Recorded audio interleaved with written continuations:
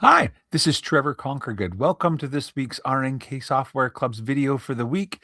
And our topic for this week is about how to create your own custom motifs, just like I did here, where I've got my ellipse shape filled in with an apple and also outlined with that same apple. And so, pretty much any shape could be turned into a custom motif. And if this is interesting to you, then surely you'll love this video. And so, let's go ahead and get started. Essentially, what I'm going to do is show you exactly how I made this apple motif and how I changed it so that it would be, kind of like an edge versus a center. And essentially, I started out with a shape. So there's in your custom shape library, there is a shape of an apple. And I brought that shape in and converted it to the run stitch style that I used in the motif.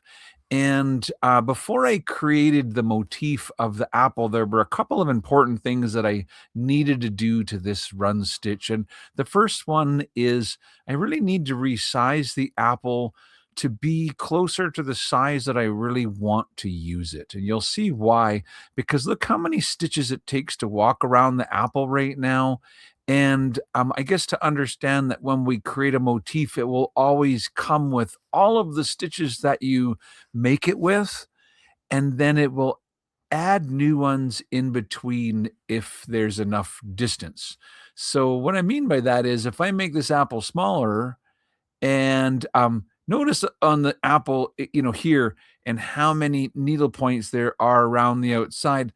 Well, if we captured the apple at this size here and tried to use the motif at this size, you would see very small needle points matching all of this number. So I guess the point is, if you're planning on using it, small like I am here at a, half an inch or smaller, then you're best to make the actual embroidery the size that you plan to use it. So now I've got it, it's 0.69 of an inch, and you can see that it's kind of in that range. The smaller I make it, the less the number of stitches it takes to define the shape. And so if I make it small when I create the motif, then when you use the motif, if you want to use it bigger, as it gets made larger, the software can add in the extra stitches. So it's important to save a motif at the smallest size possible that still keeps the shape looking correctly, if that kind of makes sense. So somewhere in around this size here, it still looks like our apple. It has kind of the least number of stitch points going around it. So that's the first thing. Set the size and get it kind of where you want it to be for your actual motif. Because understand that when you use a motif, and just to select this one here, I can come in, to the pattern box and decide to make these 25 millimeters or 1 inch apples, and that would put less apples in the shape. But if I, said, no, maybe I'll use it at 10, then we would get, many more apples in that shape. So that's why it's important to set the number of stitches on the smallest size, because you can always make them larger.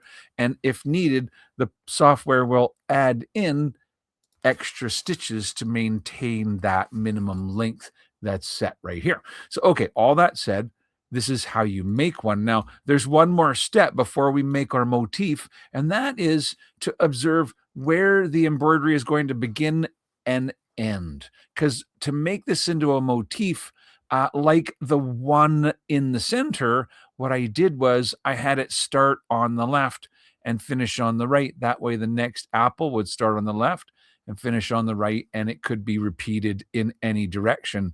So when you look at this apple that we've converted into a run stitch, now we need to use not the select tool, but the shape tool.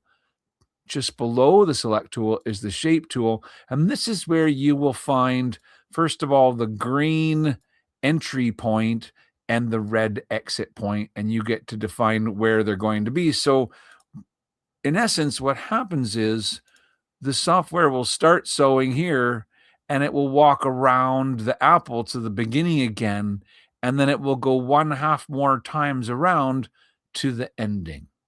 And that is because of where we set the entry and the exit. And so every time the apple's repeated, it will go in that same pattern. Now, one more pro tip, if you're going to make this into a motif, if you select it in the properties area on the tab that has the little red X and the red circle, that is your commands tab. And if you turn off the tie-in and the tie-off to make that be none, that way there won't be that 4 extra little stitches at the beginning and the same 4 extra little stitches at the end, which are unnecessary when used as a motif. So that's a little pro tip. So now we have our apple ready to be saved as a motif. So this is how to actually save your stitches into a new motif. You actually use the stitch tool on the left-hand side, turn on the stitch tool, and then click and drag to select the stitches, all of the stitches that are making up your motif. And when they're selected, come to the tools drop-down menu and choose the option for the motif pattern editor, and then the option to save a new motif pattern. And just go ahead and select that, and it'll show you what it's going to look like. And you know you're done it right if it looks like this. If you didn't set your entry point and your exit points, it won't look like this, because it's going to repeat from the green to the red over and over and over. So if you had them set in funny spots, your apples might be all overlapped, and you could cancel and do it again. But if you've made it right, then just click save. Now you get to give it a name. If I start typing in apple, I'll see that I already have an apple 1 and an apple 2 and an apple 3. So I could click and, maybe just make this one apple number 4, and that's fine, and click save. Essentially, that's it. We've made a new motif. If you were to, for example, to take our select tool and click here on, this area that's filled in as a motif fill with currently apple number 2, and I click and I look, and now, oh, look, there's one called apple number 4. And if I click apply, it's going to be very, very small because look at the size, that 3 millimeters. So you're getting teeny tiny little apples in there. I'm not even sure. It looks like an apple, kind of just a little circle pattern. But if you come in and say, well, at least, a 12 millimeter apple would be nice, then you'll be able to see what they look like. But because of the way you captured it, kind of at that smaller size, that if you need to use it bigger and type in any size that you want, then it will generate the stitches to maintain that minimum stitch length that's set in here. So that's how you can make a motif. But how did I make it go around the outside? Because you'll see that if I take and make a new ellipse shape, something similar, and I tell it to be a motif outline, and I choose motif apple number 4. So I'm going to type A for apple. It'll take me right down to the A's. And then there's apple number 4, the one that we just made. And we already decided 3 was kind of small, but 10 was reasonable. And so we'll type 10 and click apply. And so the apples are sewing from here to here, just like we made them do that. And that is absolutely perfect. However, if you wanted the apples to connect in a different fashion, and so as an example, I created apple motif number 3. And in motif number 3, I essentially drew kind of like a line that goes straight like this, and the apple hangs off the branch, so to speak. So now when I use that one as a border, instead of connecting from the center to the center, it lets each apple hang individually. I could do, for example, adjust the spacing. So if I put a little spacing between those apples, they'll get, farther apart. I could also flip them to go the other way. So here you have a horizontal arrange. That'll make your apples kind of swap front to back, but the vertical arrange will make them flip. So I'll change them to go outside instead of inside. So you can flip them either way, and you can set their size. So how did I make that one? Okay, so essentially what I need is a motif that starts right about here and walks to here, then sews around the shape of the apple to the back to the top, and then walks over to here. So what are we missing? But the kind of the line really is what we need. So if I use my pencil and I click kind of like, oh, let's say right here and then right there, and I right click, I made a line, and you could convert that line into a run stitch.